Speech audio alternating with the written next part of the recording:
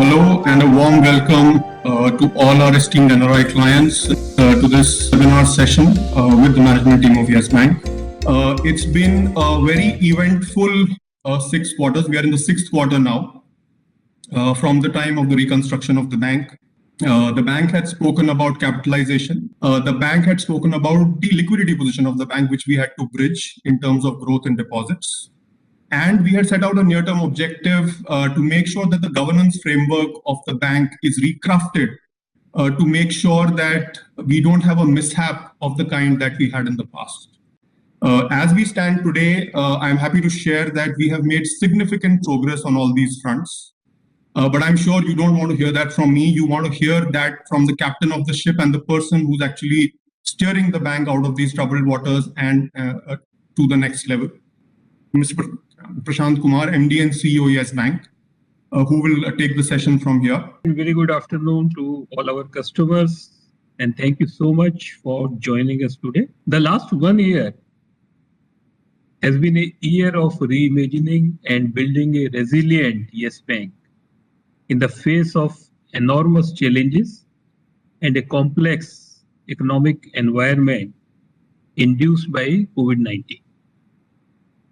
Embarking on a journey of transformation, the bank has made considerable progress towards achieving targets set by the new board.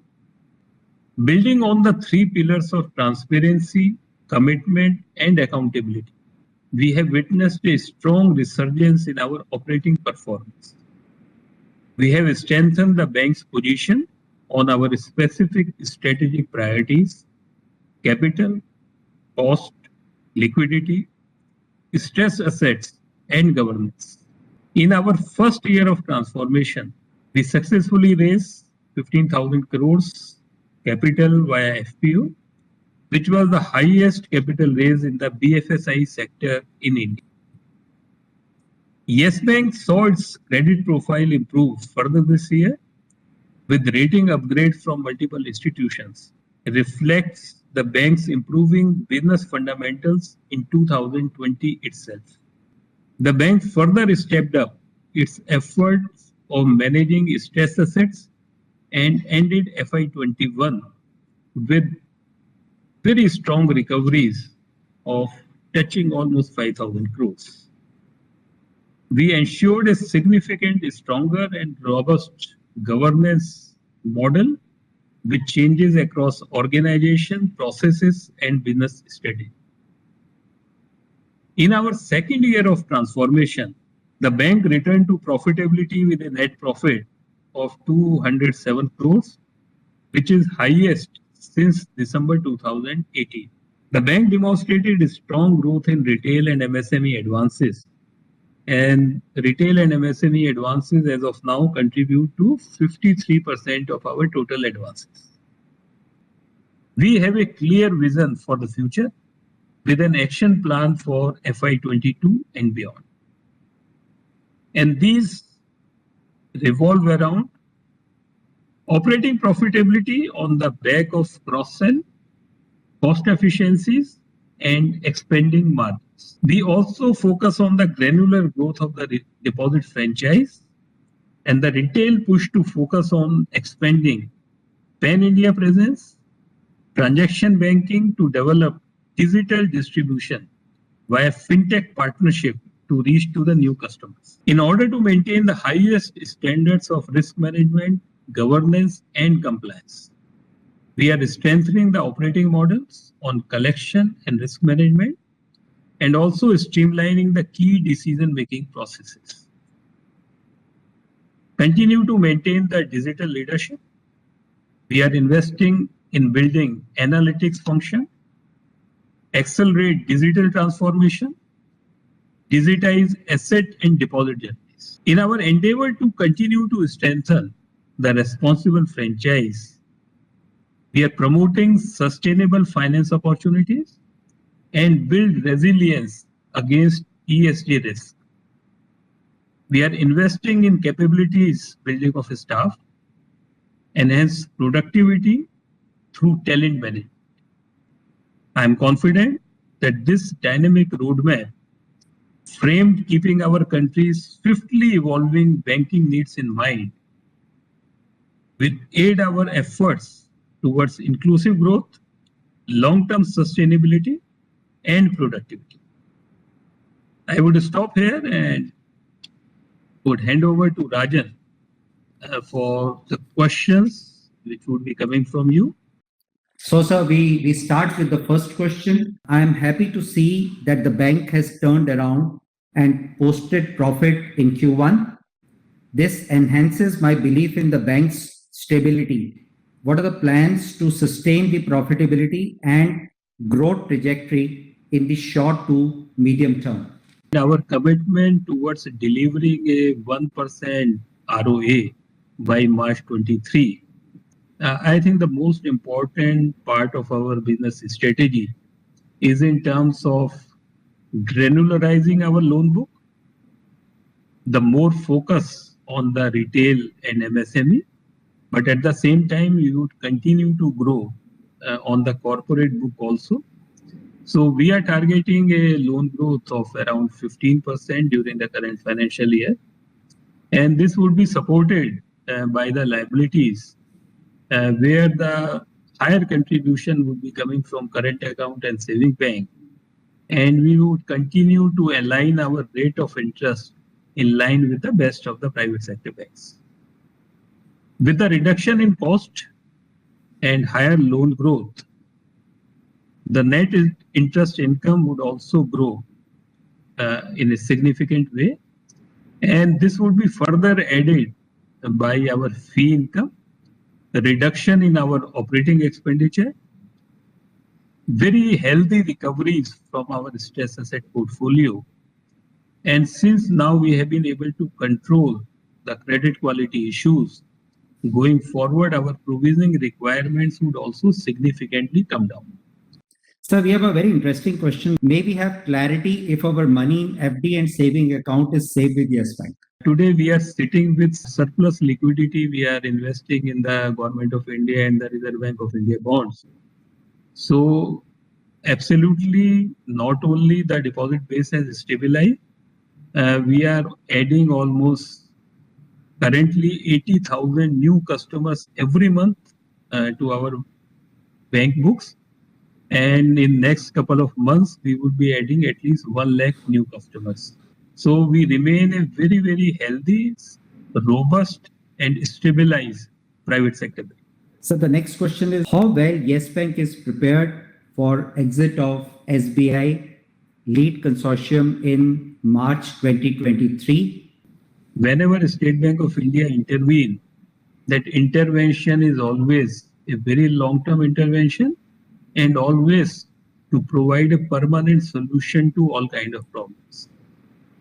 But one thing is very, very clear, as a bank, nobody would like to continue to remain invest in another thing. But State Bank of India would continue to support the Yes Bank till the time there would be alternate means which are available. So support of SBI in future of Yes Bank is absolutely non-questionable, and wherever the time would come where there would be some other investors who would like to take over, I think at that point of time, the State Bank of India will take that. Mr. Dinesh Kumar asks strategy on slippage of loans, asset quality, loan impairment, post-COVID, third wave in India. So these are the three set of questions he has tried to put it and fit it into one question. Today, we are more than 55 crore of the population getting either 1 or 2 vaccination. And I think as per the plan of the Government of India, when the entire adult population would be vaccinated, fully vaccinated by end of say December, I think going forward, any significant impact on the movement and the restrictions on the manufacturing capacity hopefully would not be there. In terms of your question, in terms of slippage and how the asset quality in the future, I would like to give you 2-3 data points. We have seen like Yes Bank was having exposure in the hotel industry, any industry related to tours and travels, airlines, the real estate, they were deeply impacted by the COVID. Interestingly, what we have seen that after the second wave, beginning from say June and July, there is a lot of improvement in these sectors also. And there has been a lot of traction on the sales of the real estate and still on the residential side. But I think if the things improve, there would be improvement on the commercial side also. Even the customers who have been given the emergency credit line and were also gone under the COVID restructuring, they are able to repay us much faster than what was expected. Our expectation is that going forward, not only the slippage would significantly come down, but I think improvement on the sectors which were impacted, there would be a significant recovery. Similarly, on the retail side also, where we have seen a huge stress during April and May, there also there is an improvement in both recoveries coming from the delinquencies and the overdue position. But it will take some time, and we are expecting by end of say third quarter in the current financial year, even the retail and MSME sector, there would be a significant improvement on the NPA side. So both on corporate and retail, our expectation is that not only the slippage would be contained, but there would be significant upgradation in the NPAs, both on corporate as well as on the retail side. So, sir, I'm clubbing three questions. Shall we stay invested in Yes Bank as a shareholder? And talk to us about your sliding share price vis-a-vis Yes Bank's current position on NPA and how both are affecting each other. After the quarter one results, we were also very hopeful in terms of that there would be positive movement on our stock price. And we have been given feedback by the market participant that because of our exposure on a troubled telecom company, there has been an impact on our share price. On this particular exposure, we are engaging very closely with the regulator, with Government of India, as well as the telecom company. As of now, we are quite confident that all stakeholders together would be able to find out a solution.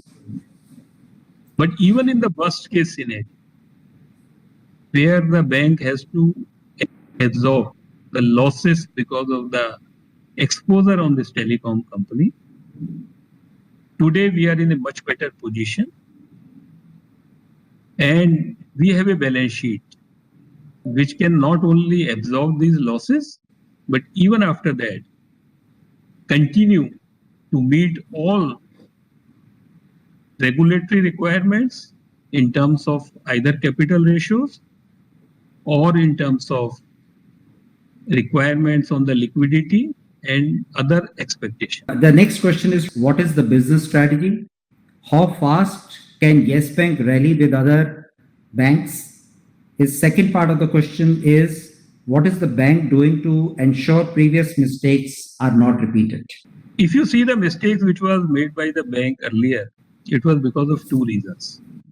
One was in terms of the business strategy, where the bank was booking very, very large loans, both on the projects as well as the large corporate. In our business strategy, we have already moved. Instead of taking very large exposure, we are doing in a very granular way. Growing more on retail and SME is a step in that direction. But even on the corporate, we are looking for a granularization of the corporate. Similarly, on the liability also, we are granularizing our book, and we are continue to focus our attention in terms of improving the CASA ratio. The mistakes which have been made in the past in terms of decision making confined to a single person has been taken care, where instead of everybody reporting to MD and CEO, the chief risk officer is reporting to the risk committee of the board. And similarly, the compliance officer, the audit committee, and the vigilance, they are reporting to the different committees of the board. So board is supervising, and today we have very, very eminent personalities in our board who are guiding the bank to move forward. So we have taken steps in respect of both business strategy as well as in respect of the governance model to ensure like we don't make a mistake in the past. In terms of business strategy, I can share with you. One is in terms of granularizing our advances book so that we minimize the concentration risk, and even during the adverse economic cycles, our balance sheet is able to absorb the losses. The second is in terms of segregating the team which works on the stress asset portfolio. This team has bring out a recovery of 5,000 crore last year, and we are looking for a similar recovery. This is the minimum, could be more during the current financial year also. Higher focus on the retail and SME, and we are looking for a loan growth of around 15% during the current financial year. The entire business strategy is riding on our digital capabilities, which not only would reduce the cost, but would also able to deliver our products and services in the most efficient and convenient way to our customers. The COVID situation has seen various industries go aggressively on the path of digital transformation. What are the strategies YBL has adopted on the digital front? That is the first question. The second question is, we keep reading that Yes Bank is the leader of digital transactions in the country. What is the impact of this on your balance sheet? We are commanding a 46% market share on the UPI payment. But we think that to remain leader on the transaction side would not be enough. We need to take our digital capabilities both for customer onboarding, but also for credit underwriting and for our collections. Another important piece is in terms of monetizing the data of customers, which is sitting with the bank because of these kind of transactions. So already a very strong team of analytics is working on this data, and we have started getting the customer leads out of that for acquiring new customers, both on liability as well as on the loan side. Similarly, we have also partnered with Salesforce, one of the best in the world, for bringing the digital technology on the credit underwriting. So that would also help the bank in terms of delivery of our loan products to customer in basically no time. Ms. Priya wants to know on the MasterCard ban, and she wants to know, is there any impact of that? This ban actually effected was from 22nd of July, if I remember correctly. And we committed to our customer that within 90 days, we would be in a position to deliver the credit cards on Visa and the RuPay platforms within 90 days. I'm very happy to share with you. I think we would be able to deliver within 60 days. So of this period, I think, yes, we would be losing almost 80,000 to 1 lakh new credit cards, which we would have issued. But this is not having any impact on our P&L. The last question, Mr. Mai Sami K from UAE. He also wants to know, are there any further fundraising plans? As of now, I think we are very well capitalized.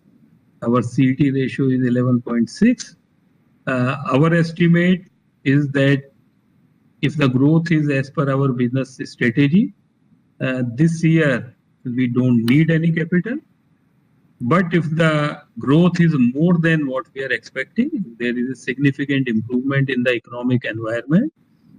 And if there is a growth opportunities, we would definitely consider fundraise, because any growth opportunities we would not like to miss because of the shortage of capital. Thank you very much, customers, for engaging in this dialogue, and also thank you very much, Mr. Prashant. Thank you very much, Rajan, and thank you very much to all our customers.